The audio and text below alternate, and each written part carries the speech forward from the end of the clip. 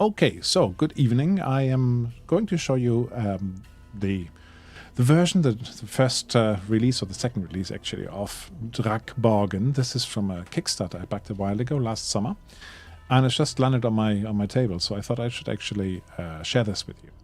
So it's a supplement based on an old role-playing game. 1985, it came out as a as a board game, I should say, in Sweden. And 2022, there was a improved edition of it, and Per Holmström, who also authored this Kickstarter, made a version of that dungeon crawling board game for Forbidden Lands, and that was only available in Swedish at the time. And I was trying to get my hands on it, and when then this Kickstarter came out, I said, aha! I thought, hello, good evening, support lurk. When that came out, I thought, yeah, I definitely need to have a look at it. So I decided to have a look.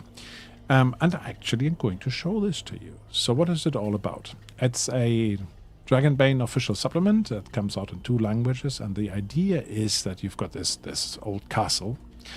Let me show you this here. This old castle here from the Kickstarter.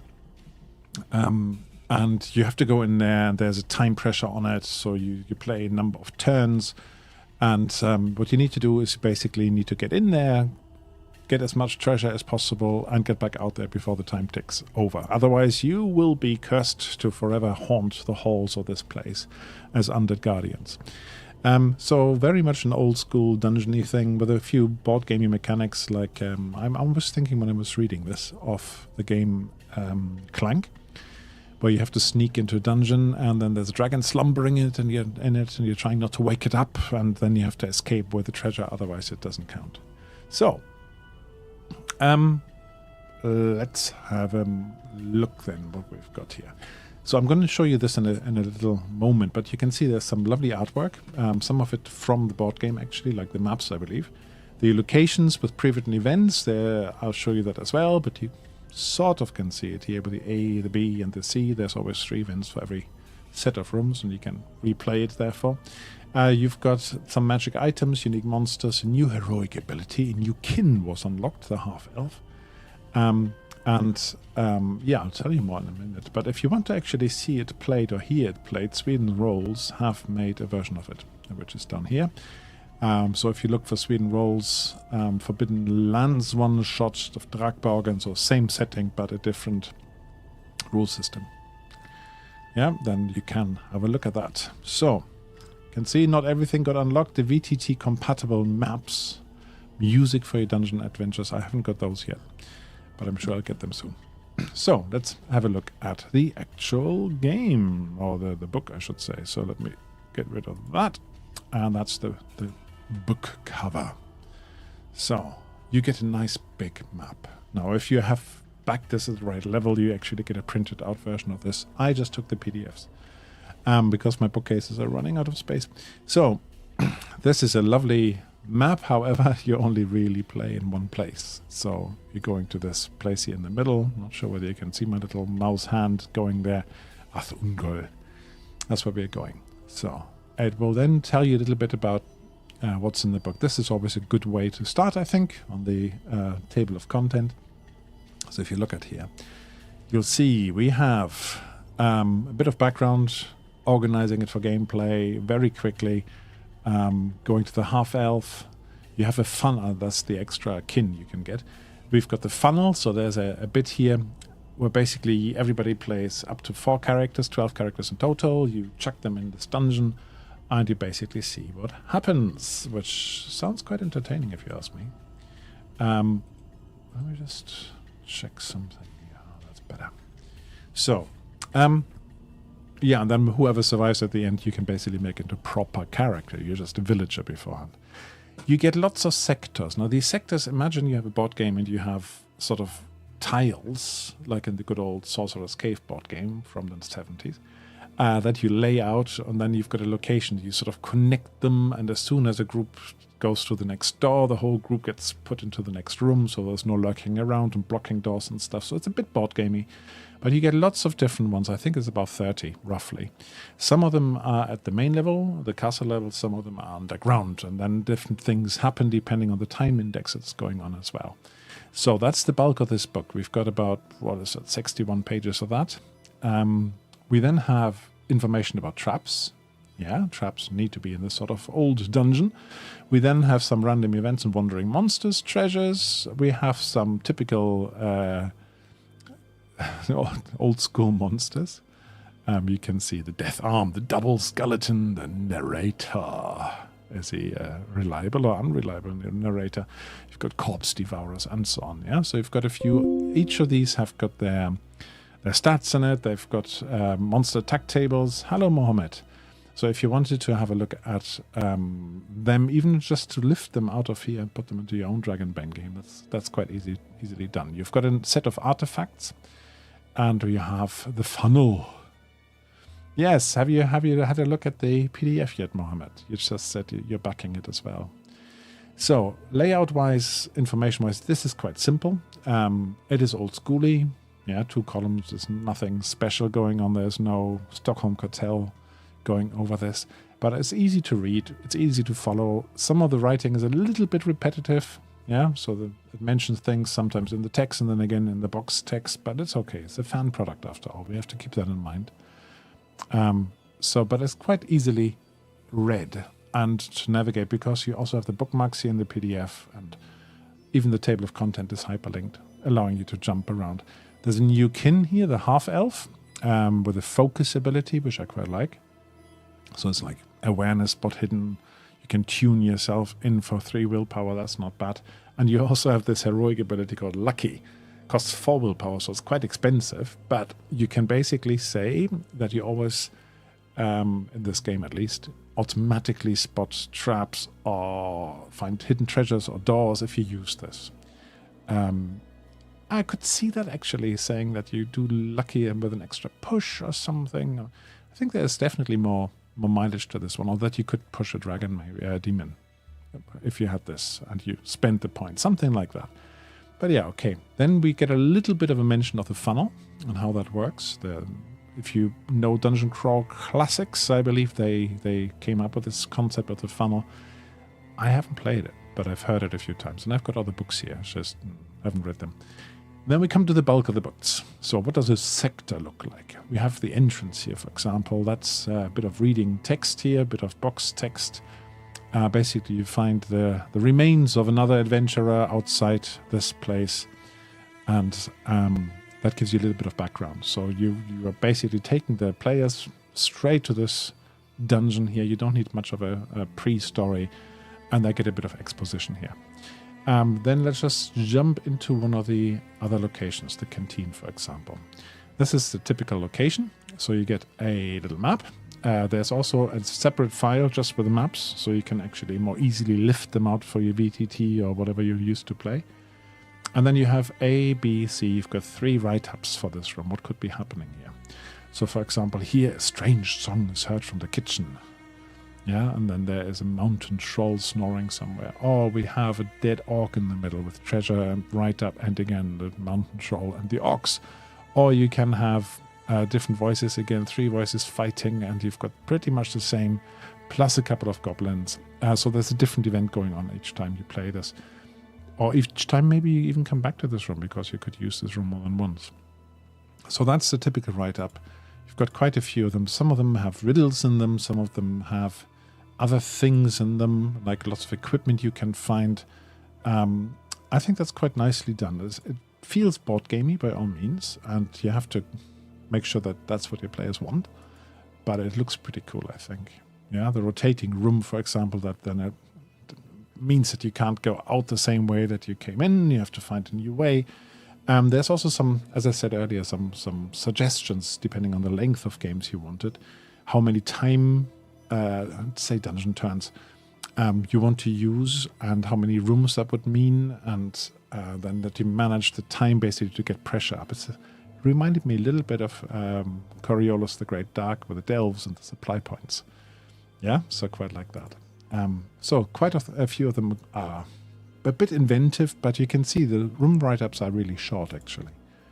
So don't expect to have a really, really detailed explanation of different rooms. And you can use them in any combination. So there's not an overall dungeon map. The idea is you leave one room and then you take the next one and bolt it onto it. And if you say to the players, oh, this next one is underground, you change levels basically, then you have to find another way up, otherwise you remain underground. So everything from around, is it here? Darkness? Yeah, from underground, this one. These other locations are then underground locations. You can always see here underground. Yeah? Right, let me go to the empty room. Now you can always put random rooms, empty rooms in it, and you've got a few tables here now. If you've read So You Want to Be Dungeon Master, I think it's called, the book from the Alexandrian, you would have lots of ideas for this one as well. But that's the sort of idea. You generate the dungeon either in advance before you go in with your players, or you roll it at the table as you play it, which needs a little bit more GM adaptability, but why not? Why not? You then have traps. Where's the traps? Yes, the traps. So you've got door traps, room traps, and explanations here. And the time index basically shifts it around as well. So if you are further into the dungeon or into the time that you have, you select a different column. And I think from what I see, debris falls from the wall, the mortar's exposed. Let me just zoom in a bit. Or the wall collapses. So I think the idea, not having checked them all, is that the later in the time limit you are, the more severe the trap consequences are. Just to pile on the pressure and give it a bit more drama. You then get random events, of course. Torch goes out, a fallen warrior, sinking floor, enormous gears, again with the time units making a difference here. And you get wandering monsters, you get treasure tables, which are quite good. Always good to have treasure tables. And you've got dragon and demon treasures, so especially positive or especially negative ones. Again, there's a little bit of rules around it. You can see them here, but I don't want to spoil it too much. There's an artifact generator to give them something more worthwhile for your players. Some proper rewards, you know, with special effects such as glow strongly when touched by light, or you could have something like pulsating, gives a regular pulsing red, blue, or green light, or it could be a tunic, or it could be that emits an aura that gives +2 to movement, whatever it might be. So you roll it together. We then come to the classic monsters. Yeah, now if they are monsters, then they will have an attack table like the mountain troll here.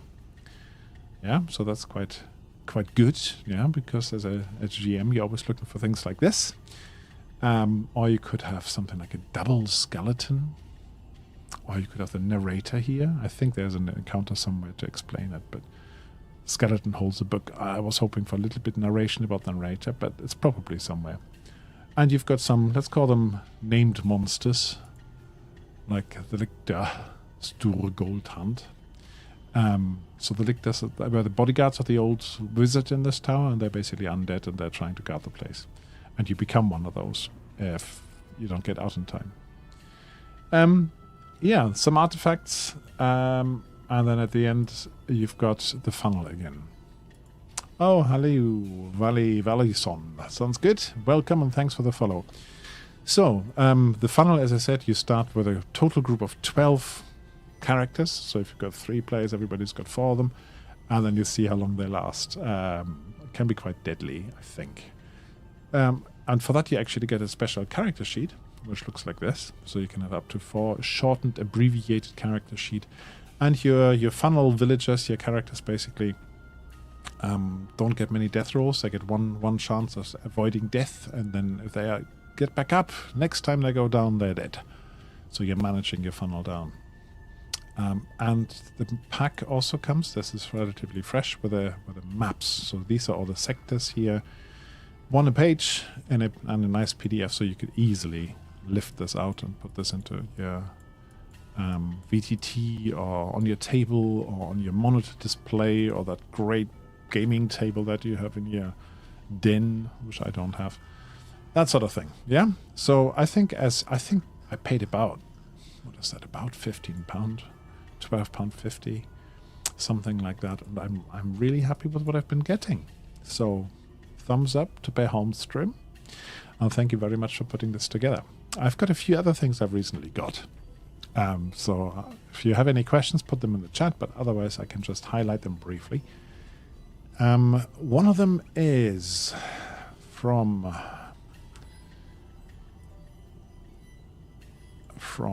Nordic Skulls, the people who did Windheim. Andreas Lundström, you might know him as well. He's the GM in the Sweden Rolls. He's made this, he calls it, what does he call it? A satire of the role-playing game. So a very, very basic rule system. It was a very quick Kickstarter, delivered basically very swiftly. The layouts are quite fun. Not much to read here. And it basically rewards you for playing with cliches and things like that. So it's an over-the-top beer and pretzels game. You can see, you can read this. This whole thing is, 23 pages long. Not a lot of text, but it does have rules. So there are skills. And basically what you do is you have different, is it 8 different skills? And you basically give them all the numbers 1 to 8. That's your strength. And then you have to roll a d8 and hit whatever difficulty is being set to you. So that's quite a basic game system, but very, very fun. I think combat, the whole combat rules are on 2 pages. Magic rules on 1 page. And that is the page.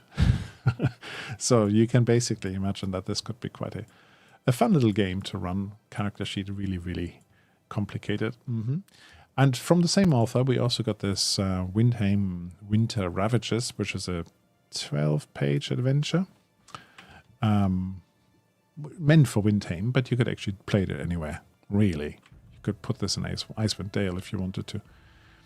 So a short trip into the mountain to a castle that you have to explore. Yeah, and that's basically it. So a couple of other recent Kickstarter acquisitions. So this is my Nordic trio, if you like. So have you got any questions about Drakborgen?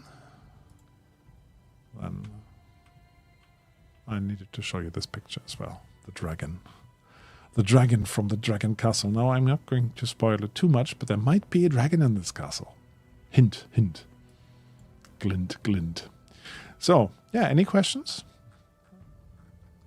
Let's hear them, or if they come later, leave me a comment, leave me a like when this is on YouTube. I'm also streaming this today on Moonbeam, which is the latest place for me to stream to. If you don't know what Moonbeam is, have a look at Moonbeam's stream.